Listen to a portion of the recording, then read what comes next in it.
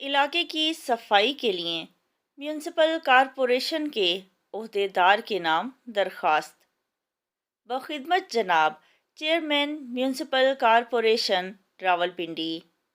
جناب عالی، مودبانہ گزارش ہے کہ ہمارے علاقے افضل ٹاؤن میں صفائی کا انتظام نہایت ناقص ہے۔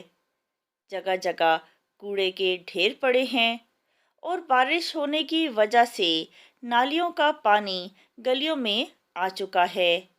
نکاسی آب کا نظام درست نہ ہونے کی وجہ سے یہ پانی 3 دن سے کھڑا ہے۔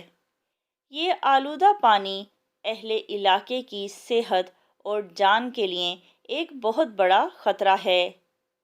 بچوں کے لیے اسکول جانا اور راہگیروں کے لیے گزرنا محال ہے۔